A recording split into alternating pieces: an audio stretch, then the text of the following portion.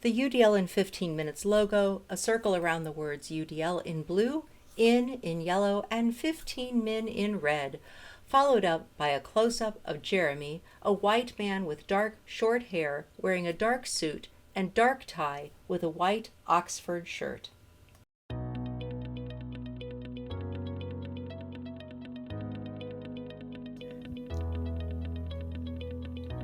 Hello, and welcome to UDL in 15 minutes, where educators discuss their experiences with UDL. I'm Louie Lord Nelson, UDL author and leader. Today, I'm talking with Jérémie Rostan and Beth Stark, co-creators of LUDIA, an AI tool to help educators around the world apply UDL to their lessons and learning environments. Welcome to you both. I'm so glad you're here. Bonjour, thank you for having us. Thank you, Louie. It's an honor to be here with you. Oh, thank you so much. I am beyond excited to have you guys talk about LUDIA, this brilliant AI tool. It's focused on UDL that you guys have co-developed. So before we talk about the tool, though, I'd like for you to introduce yourselves. So please share your background and education, how you came to know about UDL. I come from a fairly traditional educational system, which is the French system. So I was only introduced to UDL once I moved to the US, to San Francisco. That was about 15 years ago. And so at the same time, I was introduced to UDL and to technology. And the two might seem very different, UDL and technology. But actually, what we're doing is going back to the very origin of CAST, which is the Center for Applied Specialized Technology. And you, Beth? A close-up of Beth, a white woman with long brown hair and bangs, wearing a peach-colored collared blouse. I'm Beth. I also went to schools that were very traditional. And after many years in the States, I now call Germany home. And my career as an educator began as an itinerant teacher of students who were blind and visually impaired. And I began learning about UDL in graduate school when a lot of my coursework was focused on the power of assistive technology for learners who had disabilities. So, after a few years of being an itinerant TBI, I moved overseas and served as a learning support coordinator at an IB international school for 16 years. And now I'm a full time educational consultant specializing in UDL implementation and inclusionary practices in international schools around the world. Wonderful. So thank you both. So before we get into the specifics about Ludia, I'd like to provide the listeners with some clarifications about AI, but we'll be narrowing the conversation about how AI is used in Ludia. So some Ludia myth busting, if you will. The first myth is AI is hard to use because you have to find the right question. So who wants to tackle that one first? The text reads, Myth number one, AI is hard to use because you have to find the right question.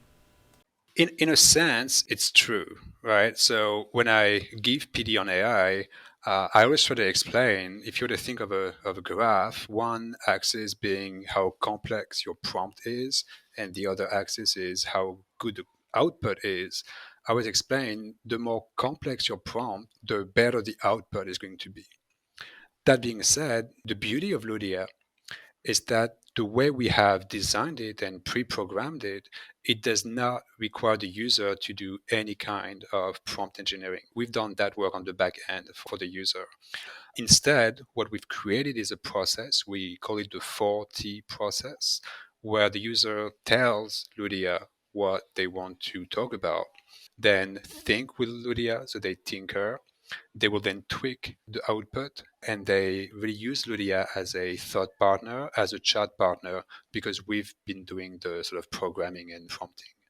A screenshot of the FYI page for Ludia. The address is bit.ly uppercase LUDIA underscore uppercase FYI. Okay, I am so excited about the tell, tinker, tweak, transfer. I think that's fabulous. And it helps clarify, I think, for everybody what's going on essentially behind the scenes, what's going on in the back end. And I think for some people that might make AI feel a little safer. So thank you. The second myth is I can't depend on the information that will show up on my screen. The text reads myth number 2. I can't depend on the information that will show up on my screen. That is both true and false. We want people to look at the guidance that LUDIA provides as reliable, but the goal is to enhance, not replace our own intelligence as educators and instructional designers.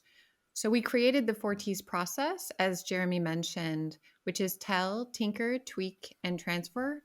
Because again, our goal was to amplify the wisdom of educators and offer LUDIA as a thought partner to guide them when they're navigating what we all know are very complex factors that need to be considered when identifying and reducing learning barriers.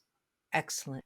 A third myth, LUDIA is only going to be appropriate for uses in the US, across Europe, or other locations with digital resources in the classroom. The text reads myth number 3. LUDIA is only going to be appropriate for uses in the US, across Europe, and other locations with digital resources in the classroom. Right. So actually, LUDIA will very rarely, if ever, suggest solutions that are AI or even tech heavy. Right. LUDIA tends to, by default, assume that you don't have that much technology available in your classroom. Now, if you do, you can indicate that, and the bot will take that into account, but it does not make that assumption. The way it works, LUDIA also does very well with multiple languages. It will proactively ask about the cultural background of the student and the user. But you can interact with LUDIA in many languages. You can ask your questions in many languages, and you can respond in many languages as well. Now, I know that both of you have taken this out into the field and you've experienced other educators utilizing LUDIA. And from that, you've actually learned some things. And I think it's important for people to understand that this is an iterative process for you too. As creators, I think there's a misnomer in the world that, oh, it's AI, it's completely independent of human touch. And once it's created, there it is. So maybe describe some of the things that you've learned since the release of LUDIA and some of the updates you've already done. A screenshot of the LUDIA introduction page. Well, it's important to really focus on the fact that Jeremy and I stand next to LUDIA and we are the faces of LUDIA. And we want everyone to know and understand that this was a project that we collaborated on as fellow educators. And we are always open and asking for feedback from fellow educators so that we can improve the experience of people all over the world who have already engaged with LUDIA and also try to encourage more people to engage with LUDIA. And some of the small changes that we've made since launching LUDIA about a month ago is that we now have definitely a much more conversational pitch, and people will not feel as overloaded by the amount of answers that are generated by LUDIA. What has stayed the same, and one thing that we're really excited about, and we get a lot of positive feedback about, is that LUDIA will always allow educators to follow multiple pathways. So we used UDL in the design of LUDIA, and we want to make sure to honor all learners and allow people to have options at every turn. Excellent, excellent. Jeremy, do you have other thoughts? A screenshot of the LUDIA prompt area. Right. As Beth said, it's very important for people to know that we stand behind LUDIA and make changes when and as necessary. So one example would be making what we call negative demands, meaning giving instructions to LUDIA so that it does not mention certain things or use certain expressions.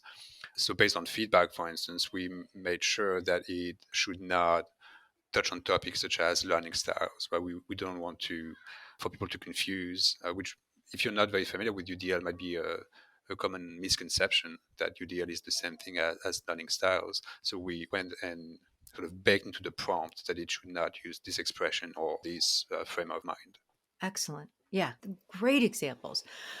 Okay, so I'm going to give you an example of how I have introduced Ludia to people. You guys can tell me if I'm like gone the wrong direction. And then maybe if you want to share an idea that you have. So, what I've loved to do is we co create the prompt.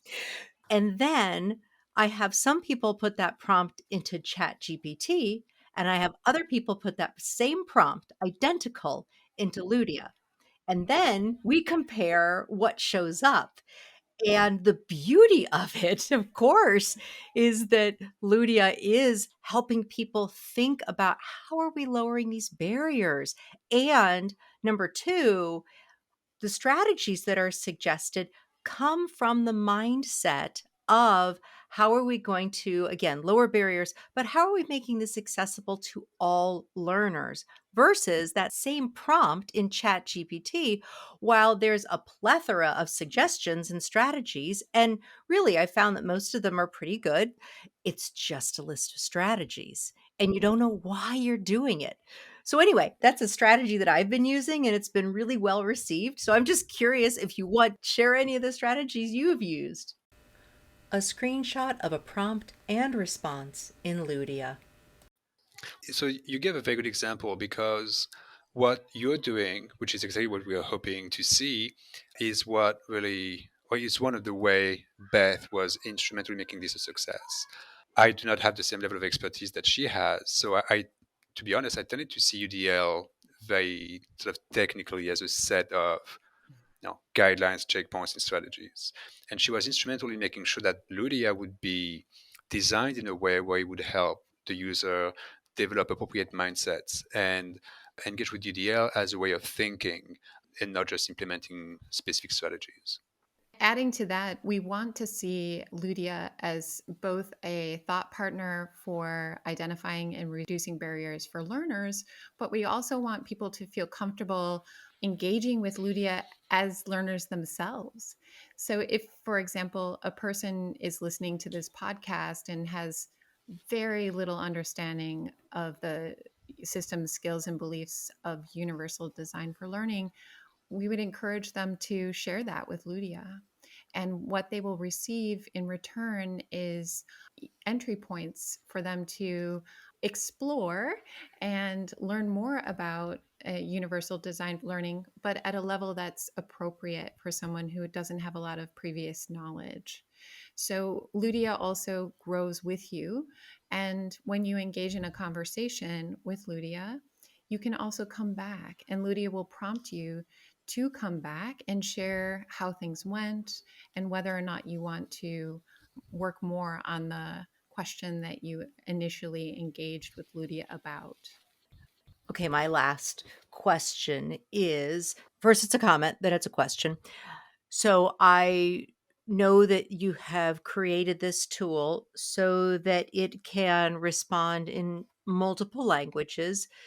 There are individuals from across 104 countries that listen to this podcast on a fairly regular basis. And so I'd love to hear you guys talk about that a little bit to help our listeners who are maybe not in English speaking countries think more about how they might approach Ludia, which I think is going to be the same, but I'm just tossing it out there. I think we should start this conversation by sharing that our goal in creating LUDIA was to make universal design for learning as universally accessible as possible. So we want to demystify this idea that you have to have a really strong skill set or you have to be highly fluent in English to really take advantage of what LUDIA has to offer. And also, it's free. If you download the Poe app on your smartphone, for example, you can also have LUDIA there with you at all times. Right. And the way we have developed LUDIA, the language model that it's based on, is one of the best in terms of being able to process input and generate outputs in many different languages. So it will perform very well in the languages that have the most data out there. So English, Spanish, German, Russian, all those languages that are sort of data rich, they will be very, very seamless. But we found from users that it actually performs fairly well in languages that are not as data rich, such as Dari, that is used in Afghanistan, for instance. Excellent. Thank you very much. This is going to be so informative for people. I know they're going to be so excited to go out and look at this. Before we go, I'd love for one of you to speak the address. We'll, of course, have it in text on the website and in the materials. But if one of you would speak the address, that would be great. A black screen with the website address bit.ly/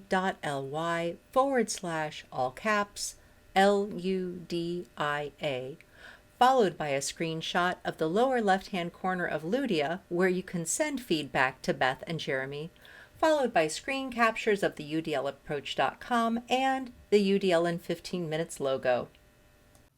Sure. The address is bit.ly/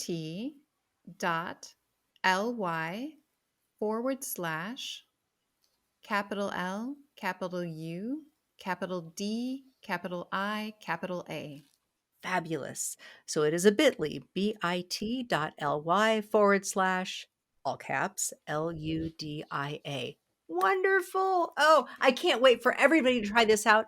And I'll let everybody know that when you're on that platform over on the left-hand side, I haven't played with it on my phone. But anyway, there is a way for you to leave feedback, and that feedback goes to Beth and Jeremie. So please, please, please do that. They love hearing from you. They take it to heart. Of course, they're excited to hear what people are doing with it and how enthused they are, but they love questions. They just love all the feedback. So please send that to them. They would love it. So Beth and Jeremie, thank you so much for your time. I'm so excited for everybody to hear this podcast. Thank you so much, Louie. Thank you so much for having us. You're welcome. So, for those listening to this podcast, you can find supplemental materials like an image montage with closed captioning, that montage with audio descriptions, a transcript, and an associated blog at my website, which is the udlapproach.com/podcasts. And finally, if you have a story to share about UDL implementation for UDL in 15 minutes, you can contact me through the udlapproach.com. And thanks to everyone for your work in revolutionizing education through UDL and making it our goal to develop expert learners.